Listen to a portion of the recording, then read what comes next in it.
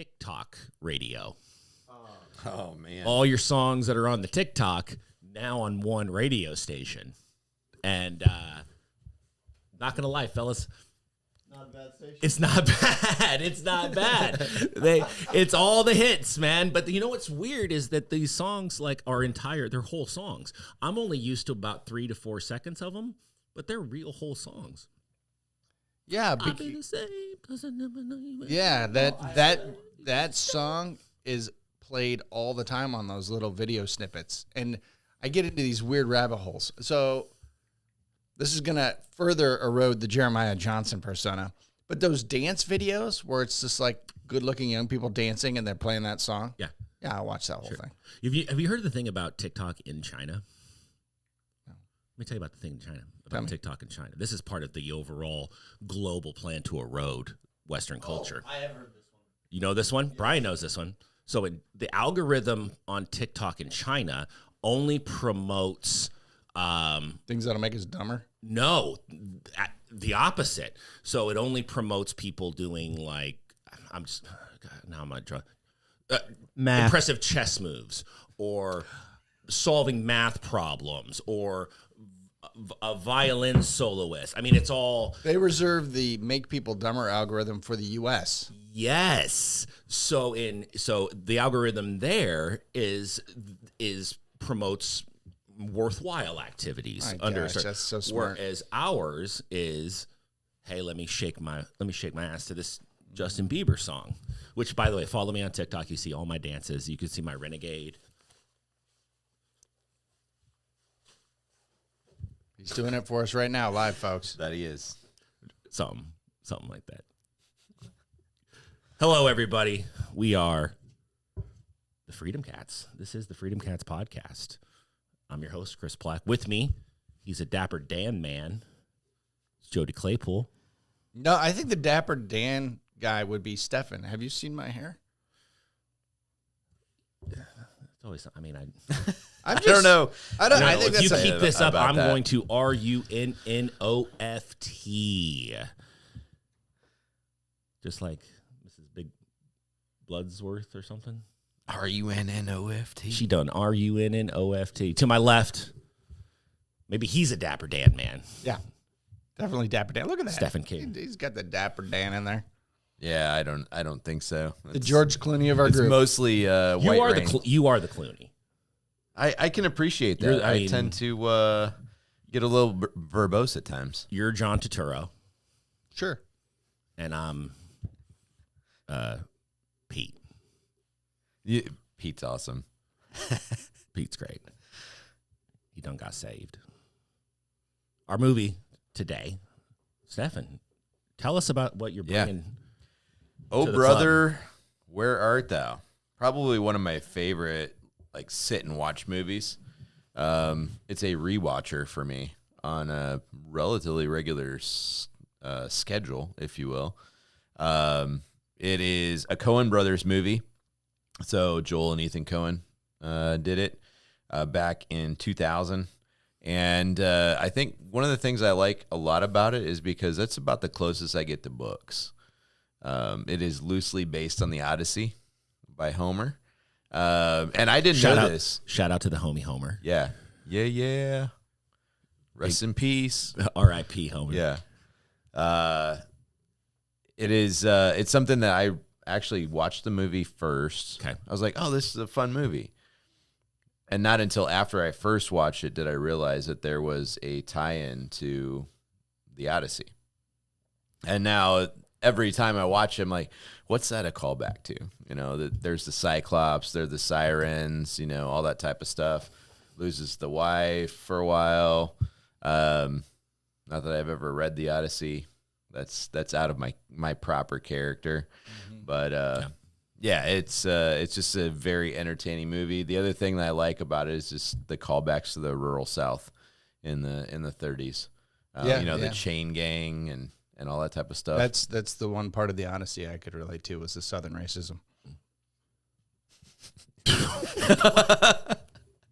Just a systematic racism that just permeates the I entire. was like, this is definitely permeates the whole book. Yeah. Yes, it does actually. You just said you never read the book. Yeah, the Odyssey. There's Southern racism in that It's everywhere. It's dripping 100%. with it. Yeah. It's right out of the gate. Cows on barns and Southern racism. That's the Odyssey. That's right. Yeah. That was my summary for the book report. Jody, you watched Oh Brother Where Art Thou at the assistance of Stefan when he brought it here to the club. What do you think? I like it. I like the movie. I thought it was well done. It would not be a rewatcher for me, but I'm more into mental candy and less into personal enrichment. So I'm more into mental candy than personal enrichment. Okay. I like the film. It has 11th grade English class energy. Oh yeah. Big time. Like, I think since its release, that's probably the most it's ever been. Since it's like theatrical release, that's probably the most it's ever been shown in the last 20 years is in 11th grade English classes. Quite possibly. This is the movie that you read the Odyssey, right? And then after your Odyssey unit in your English class, the teacher throws on Oh Brother, Where Art Thou? Yeah. 100%. Yeah. I mean, and I don't know that that's happened, but I know that that's happened. Like, that just is the vibe that this movie gives me. Because, I mean, I like the movie, but I wish I didn't know all the Homer stuff, because it does feel like I'm at my age now. I'm not looking for a mystery. Don't like things like metaphor. I don't have time. I'm done. Like life is a metaphor unto itself enough, right? I'm puzzling through life every day. When I sit down for my entertainment, like, don't tell me that the blanket represents oppression in Eastern Europe in 1920. Like, just let it be a blanket. And this movie is just full of, like, when I watch it, I feel like I should have Cliff Notes with, like it's a movie that feels like it should have footnotes. Like, I'm watching it, and like there's like the guys in the movie, they escape a chain gang, and then wackiness ensues, right? And it's just really, it's a series. It's not even really a movie. It's like a series of short stories. Yeah, right? almost. Yeah. Yeah, it's like an anthology almost. The adventures of these three guys, and they meet and at one point they meet a Robert Johnson type character, right? Guys at a crossroads. He sold his soul to the devil so he could play guitar real good, and I'm just watching it, and I'm just, even this morning when I did the rewatch, I'm like, this guy represents something. He probably represents, rock and roll, and it's being subjugated and taken over and appropriated by white people, and maybe that's what it was. But at the same time, sometimes I just want it to be a guy who can play the guitar real good. Yeah, I don't even know. I'm sure that online you'd find something where, okay, this is all the tiebacks to the Odyssey or whatever.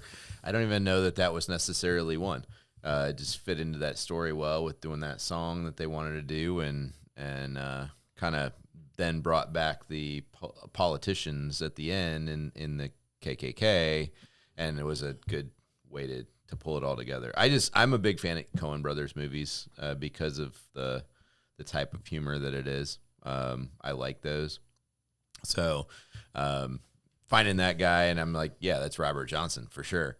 A Crossroads. That was a scene that was kind of funny. The babyface Nelson, when we were talking about traveling, the babyface Nelson in the car, and his ups and downs of the lady that calls him babyface Nelson, like under her breath, and his emotional roller coaster. Was it super easy to rob banks back then? It looked like it. I mean, it looks like it. I mean, it just. Well, ask the Warsaw Police Department. They should know a little bit about robberies back then.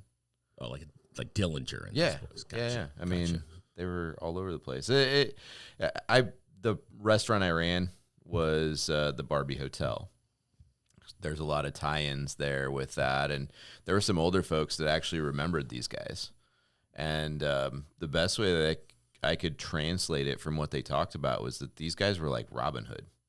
In all reality, like Al Capone, she knew Al Capone because when he would come to the hotel, all the kids would show up, and he's handing out like $100 bills to them. Riddled with syphilis. I'm sure. Right. Yeah.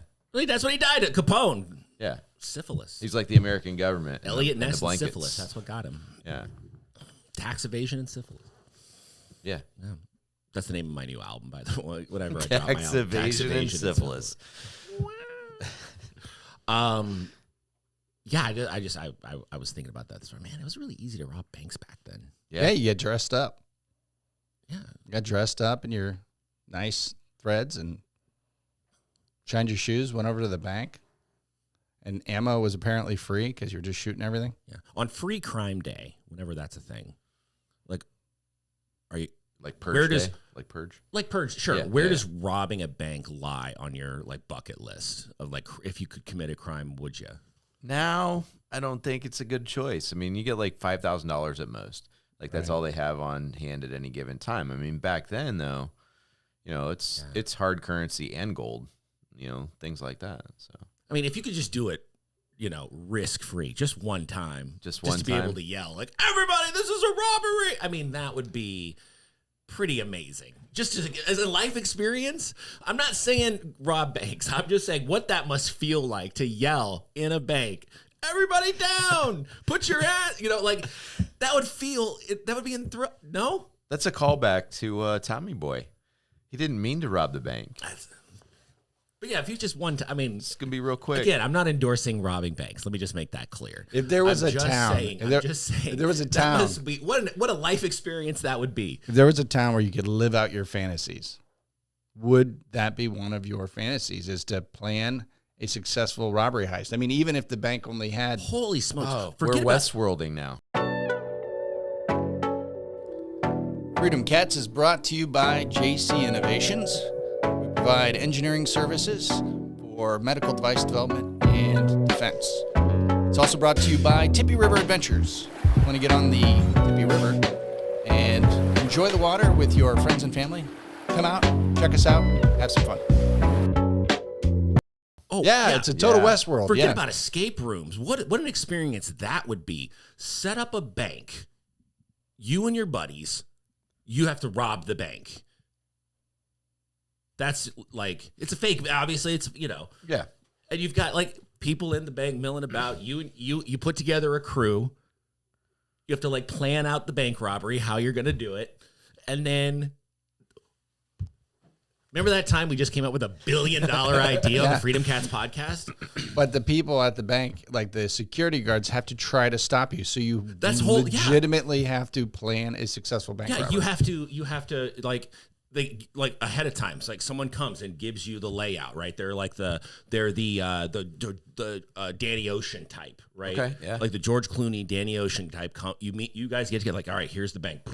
Here's the thing. You've got guards here. You got guards there. You got, you know, maybe there's die packs, and like if you actually get the die pack, it really blows up. It's not really the die, but holy smokes, that would be a lot of fun. No, hear me out. That'd be a cool thing. Yeah, so for sure. you create these clones that you're allowed to murder, and so you put them in the bank. You're too metal for your own good. You're too metal for your own good. Like I have this nice thing, just extras, you know, and you're like, no, murder them.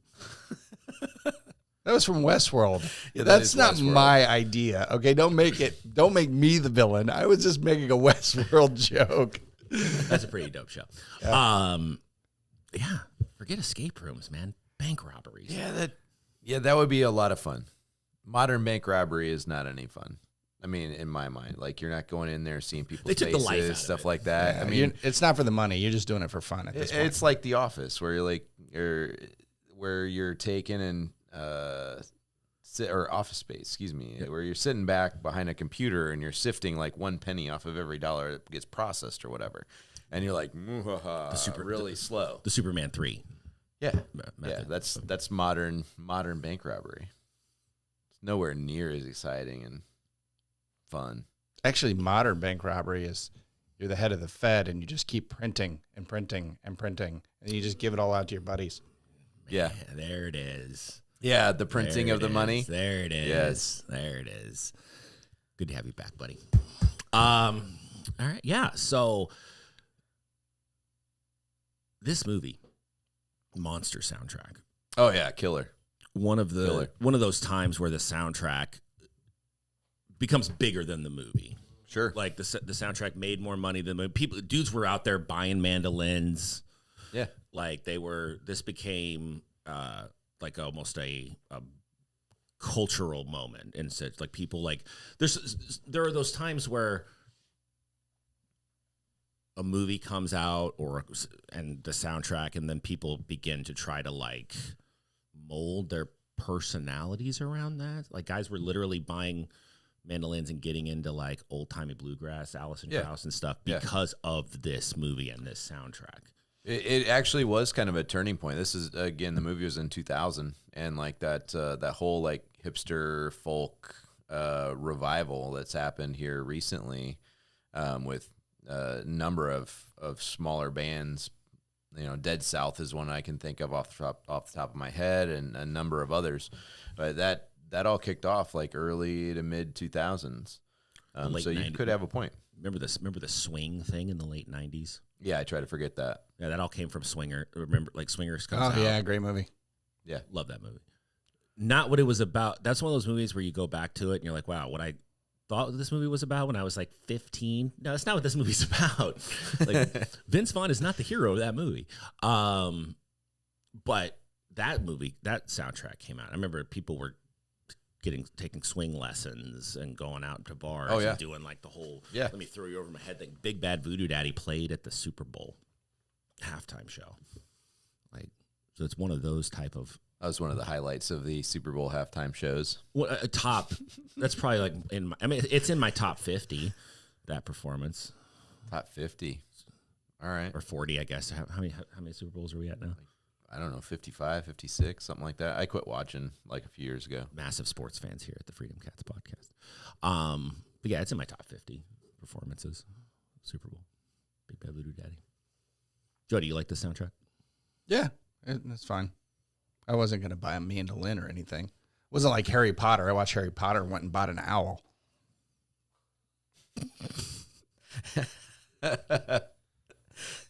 This is tremendous content right here. Like, meh, it's all right. Yeah. Now here, shame on me. Is Dapper Dan an actual thing? Is that a brand of hair tar or whatever he was putting in his hair? No idea. Pomade, you mean? Pomade. There you go. Yes. Yeah. Uncultured swine. Sometimes I feel like we are literally in that town. He was looking for the Dapper Dan in. It's a geographical oddity. Everything's 2 weeks. 2 weeks from everywhere. Yeah. I'm looking up whether or not Dapper Dan is a it real product. What was the significance of now? Okay, so I can't. Here's the thing. Yes, you can buy Dapper Dan pomade. Now, here's the problem. We're looking this up 22 years after the movie came out. Was it around before the movie? Was Dapper Dan around before the movie, or did they create thanks a to the product? movie's success, much like the red swing line stapler? You know, before Office Space. Yeah, nobody cared. No, they didn't make it. Oh, okay. Swingline didn't make a red stapler. I did not know that. Yeah, and there were so many requests for it after Office Space that they started producing the red Swingline stapler, and it's been their number one seller ever since. That's true? Look that up. That's a true story. Is this a red Swingline stapler kind of situation, or did the Dapper Dan brand pomade, which if I was going to use a pomade, I think I'd be a Dapper Dan man. Damn it. My son uses pomade. He's 7. So that's not mousse. It's a gel, but it's like his room does like butter. his hair. It doesn't move. Yeah. All day. Yeah, it's like a heavy wax type stuff. Yeah. We started going to Fades and Blades, Winona Avenue here in Warsaw. Yeah. Dudes are dope. They do like beard trimming and stuff like that.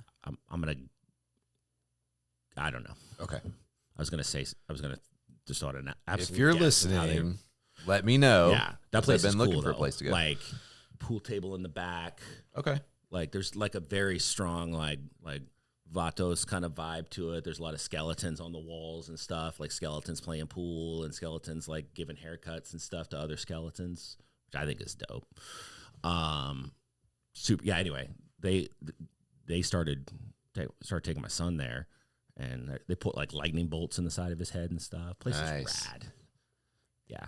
Ask for the panini next time you go. The panini. Yeah, I just saw this on, I don't know, Facebook or whatever, talking about putting the lines in the head. Yeah. And the barber asked, like, what are you thinking? He's like, have you ever seen a panini? And they're like, oh, I can do that. So there's lines that go from like side of the head up here all the way down the beard, all the way down the face. It's the panini. So dope. But yeah, they gave him a pomade to do his hair. I thought, man, kind of thought my boy would be a Dapper Dan man, honestly. But unfortunately, he's another brand. After he puts the pomade in his hair, do you say you're looking dapper? Well, it's weird. He's always asking for a hairnet though afterwards, which is like, again, you're sad. What are you doing? What are you doing? Well played. Coen brothers, obviously legendary filmmakers. You of all the Coen brother movies that you could have brought to the table, this was the one you chose. What puts this ahead of movies like Fargo, True Grit, No Country for Old Men, Raising Arizona? Oh, Hudsucker Proxy, man.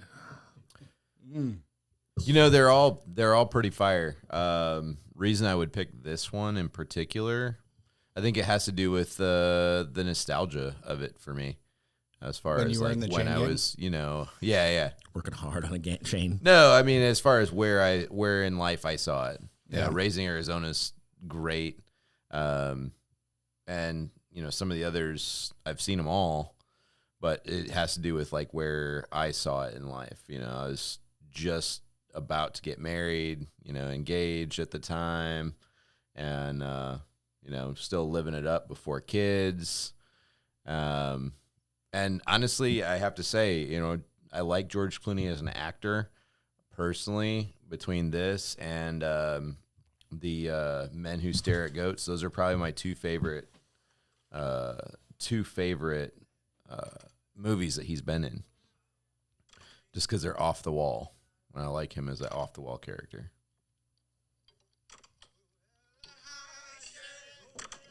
Tell us about it.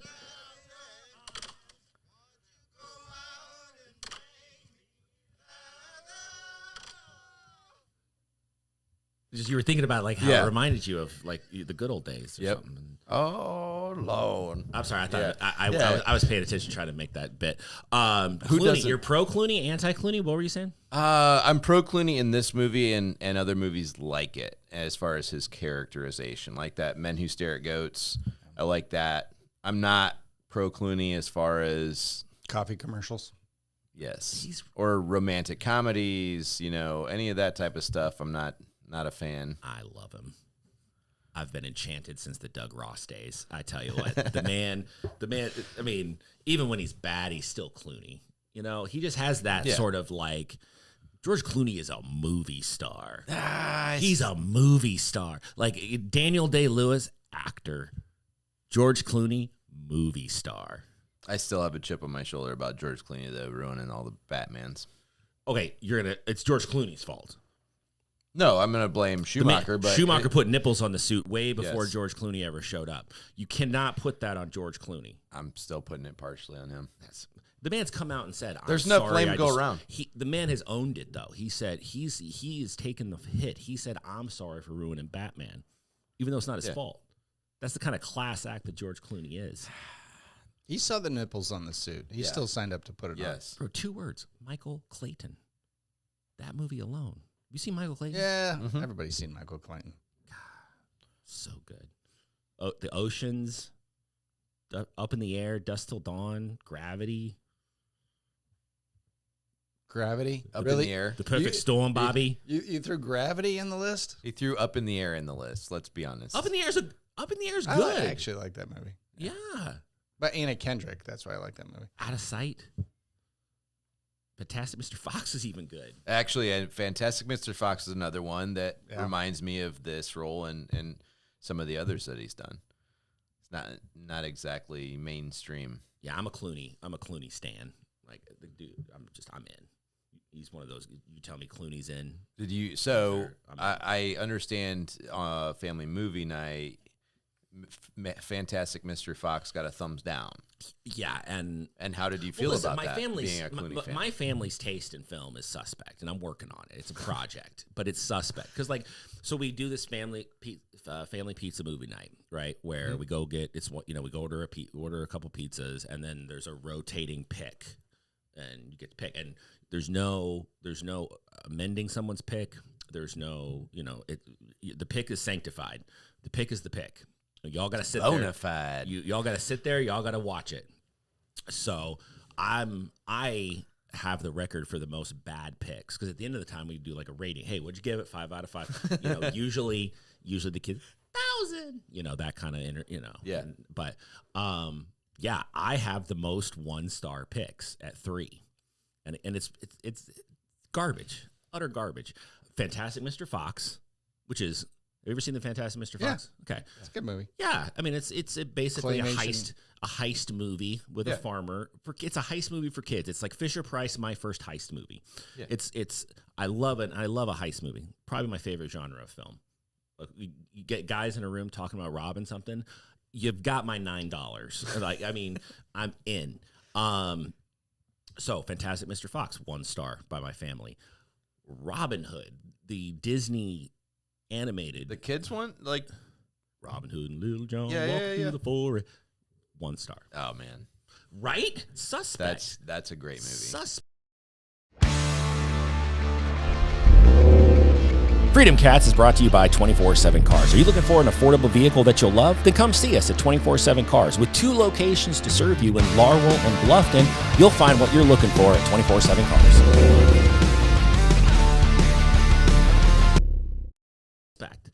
Finally, Rango. That's a good one too. Yeah. Rango was a tough watch. Like, because Rango definitely has, whereas this movie, Oh Brother Where Art Thou, has 11th grade English teacher energy, Rango has like freshman film student energy to it. Yeah. Like, it's just chock full of they're just doing they're recreating all these scenes and all these shots, but instead of actors, it's a snake and a lizard, so Right. there's just some guy who took like, The whole fear his and first, loathing and there's a guy, anyone who like their first year of film school watches that movie and just peck and paw, the homage, right? But 7-year-olds, not so much, right. Yeah. So those are my 3. Again, all 3 I think defensible, good movies. But my kids and my wife, more it's my wife, and then they follow her lead. Yes, What's I have that? that. I have that same situation. Yeah. Mommy doesn't Yeah. like it. Yeah, it's crap. Yeah. Yeah. Mommy could turn on like say Pokemon was bad, and my son would flip just like that. Pokemon is bad. My kid likes it. The cartoon or the Ryan Reynolds? Whatever. The movie. Sorry about Yeah. They did. We dug both. My poor kid. My kid though, he was a 6-year-old boy who got into Pokemon the same time like 30-year-olds remembered that they were into Pokemon. So like, tried to like go to the store to get the packs because I'm kind of that dad. Like I'll make hey, weirdest thing, I stopped and found a Barbie at the office. Isn't that weird? Yeah, like just dropping stuff on him drives my wife nuts. But like I would try to get Pokemon card packs for my kid, and Yeah, this is a tough They're place to be impossible. right I now. would go to Yeah. Walmart trying to get them, and I would be faced with the ire and anger of clerks who've had to deal with people there, like guys waiting at 2 a.m. for like the drop, And they think you're one of and them. they think I'm one of them, and Yeah. I'm not. And like and I'm like, no, I'm here for my kid. Yeah, sure you are, pal. No, truly, yeah, I'm here for my son. And so now he's off of that. Try wearing bigger T-shirts. You don't want to go in with a skin tight T-shirt with your gut hanging out and being like, "I want a Pokemon card." Bro, 'Cause I you're definitely fitting in that category. Bro, I worked for this. This didn't just happen. No, I know you look good. You look good. I show it off. I'm more or less making fun of the people that go buy Pokemon cards for themselves. Yeah. Asher does this weird like rotation.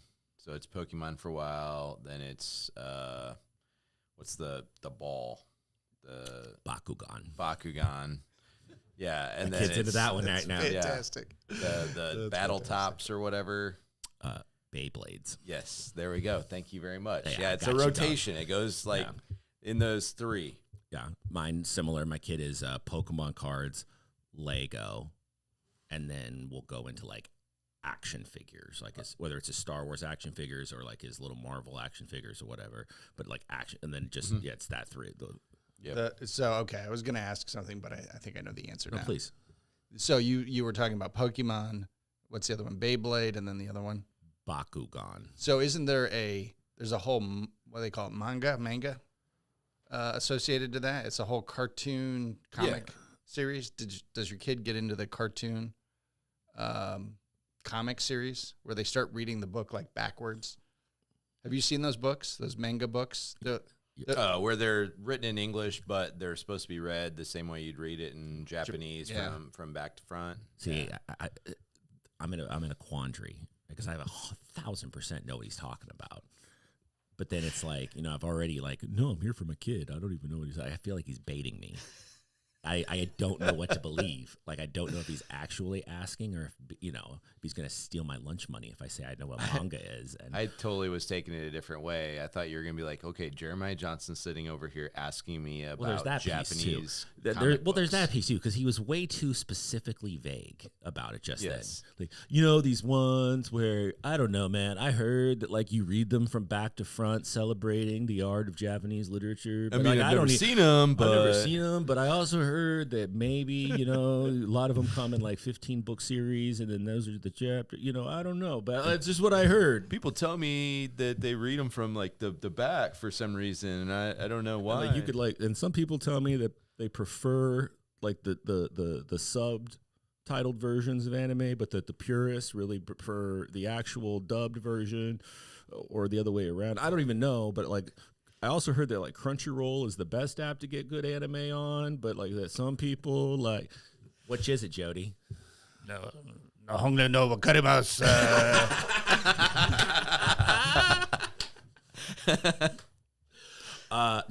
No. Like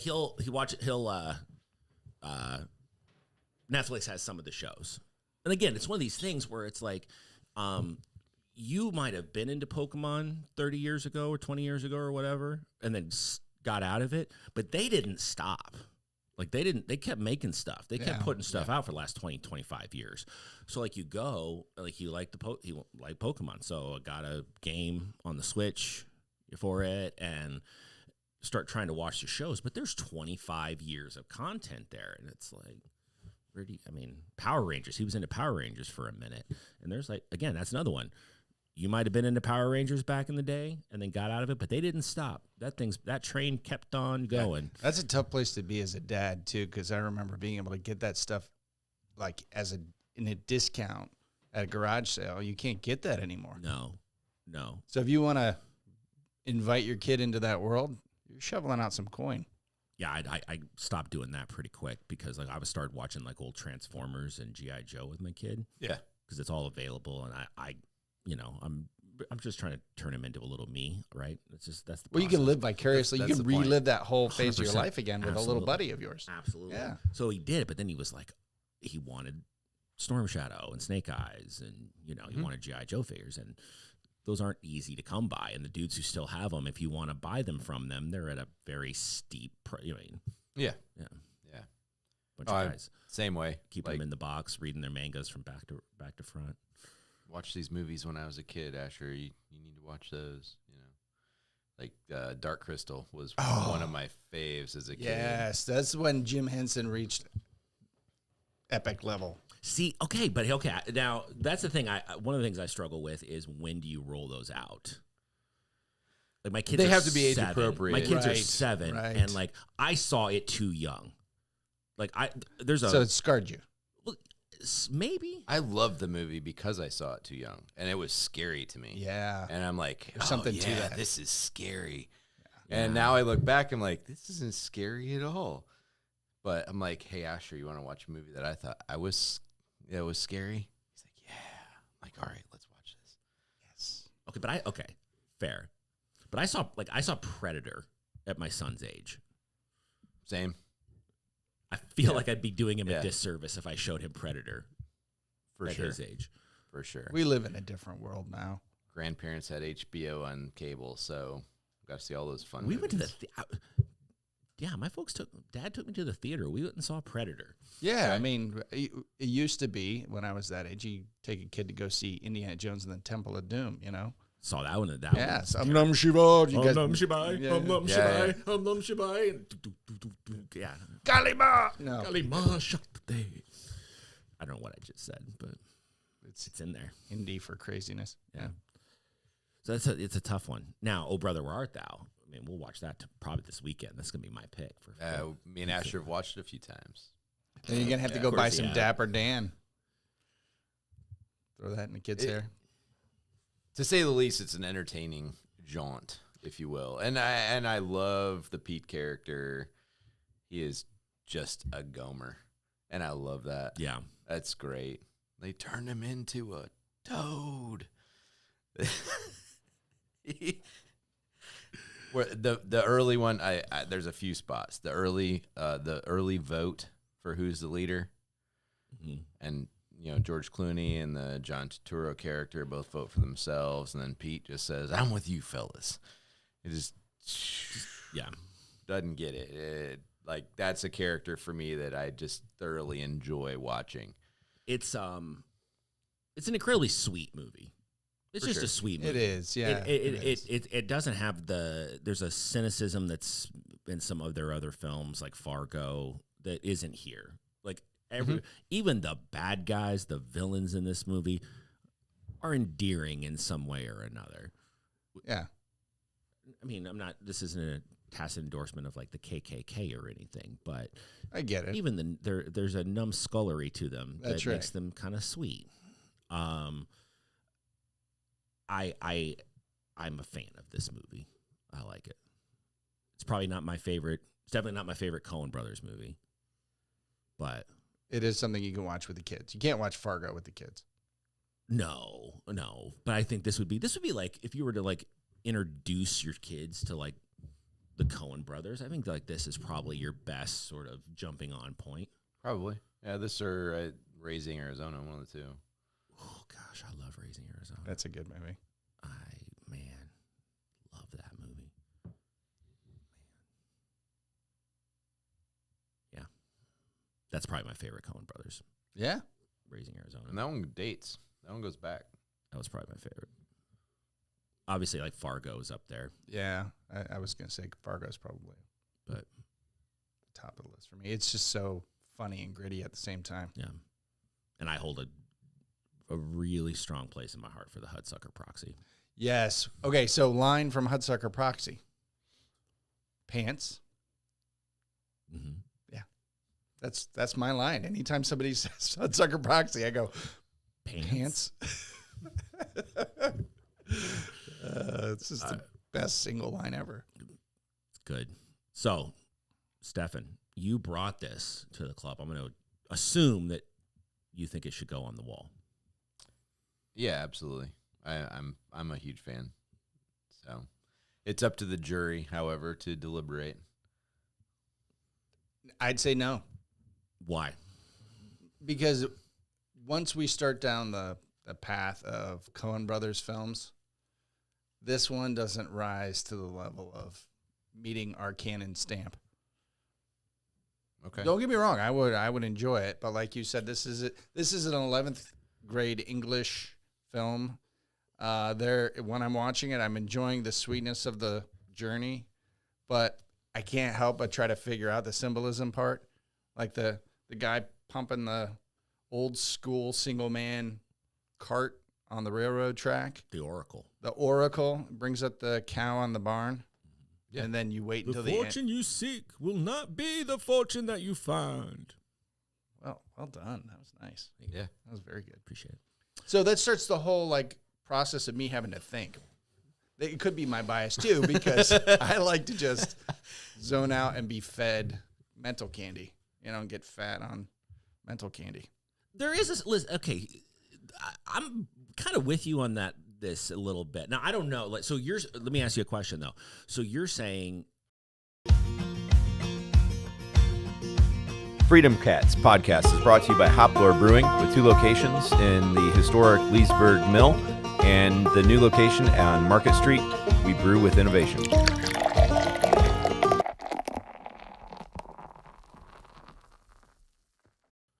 In the future, if we had another Coen Brothers film, your process would be we already have a Coen Brothers film. I would say if you've got a whole compendium of Coen's Brothers films, you would leave one out because Yeah. you already have one. that's right. You can't have them all in there. I don't think that's an issue. Like Hail Caesar's not coming to the list at any point ever. Not good.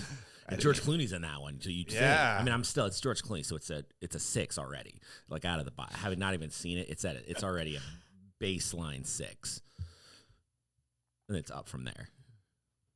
Okay. Well, yeah, I would say no. I'm going to say no on this one. I mean, I do agree with obviously the English class energy. Like this reminds me a lot of in some ways it reminds me a lot of like Baz Luhrmann's Romeo and Juliet. Yeah, sure. Like you- really hot in the moment. Of course, And you're then- of course you're going to agree with it. You brought it up. I regurgitated it, so you're Yes, agreeing with yourself. I'm agreeing with my own point. That's that came out about the same time too, didn't it? A couple years prior, Yeah, I think. Yeah. Around the same time. But again, a movie that very popular. People were like, "Oh my gosh, it's Shakespeare, but they have guns, and it's Yeah. like modern Yeah, yeah. times." And then now, when was the last time somebody was like, "Hey, I watched Romeo and Juliet the other night. Man, that movie slaps." Like, it just that's the movie that you watch in English class now. That's it. So boy, if you're telling me that we can't have multiple films by the same director, which No, I'm not setting that as a precedent. okay. Because if that's the case, then no, I'm not. I Right. can't have. This won't be the only Coen Brothers film in the list because Raising Arizona is a thing. Fargo, very real. Hudsucker Proxy. True Grit, Yeah, True Grit. Right on. one of the best remakes I've seen in a long time. The Fargo movie title, however, does not translate well into Chinese. I've heard this. What is it? It's like Murder in White Cream or something like that. Yeah, That's actually fantastic. yeah. Like Coca-Cola was licking the frog or something like that. Yeah. All sorts of weird translations. Languages are cool. I'm gonna say yes. This goes in the canon. This gets a canon vote. So we got 2 yeses. One no. Yes, One no. Brian? I'm a yes, but I had no clue about the Homer tie-in. So this whole morning, I've just been like extremely on a deep dive, I feel like. Oh man, Brian. I've watched this movie like 7 times, Poor too. Brian. Brian was just enjoying his life. I Like, know. just And I'm this like, movie. what the? Brian's like, it's just a fun romp through the deep south. And no, that's what I probably appreciate most about the movie is that you don't have to know. I wish I hadn't anything known about. it. I wish I hadn't known it. You don't have. To I know can't go anything back about now. I can't go back. There's no going back. You don't have to know about the source material anyway to find it entertaining. Yeah. So I think that's what where I would separate that from like the Romeo and Juliet, as far as like, oh, these are the lines that they used in the play, and and it's like, okay, this is an entertaining movie across the Deep South during the Depression. If you didn't know anything about it, like Brian said, it's just a fun, entertaining movie. So that's my favorite aspect of this movie is it fits on a couple different levels. Yeah, today was definitely a dot connecting day for me just listening to you guys. I was like, oh, I'm freaking out. Good deed done for the day. Boom. I can be a complete jerk the rest of the day. Hell yeah. All right, so I think it's a yes. a Oh, brother, mixed where yes. art thou? Gets put on the shelf, gets put on the wall. It is canon. It is part of the Freedom Cats canon. Jody, I think you need to watch this again and do a little self-reflecting, and really think about, what is it about you that doesn't like things like joy? Instead, I'm going to read some of my manga.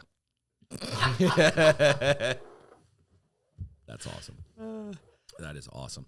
All right. Well, so another one on the shelf. So I get the next pick. Jody, you get the next pick.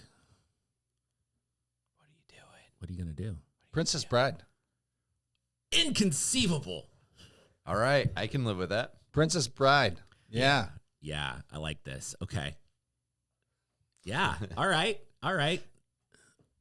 He's just mostly dead. You want to go right now? Because I can. Yeah, Or, let's just keep rolling on this one. No, let's wait. Let's wait. Let's wait. So, thank you so much for joining us. This is the Freedom Cats podcast.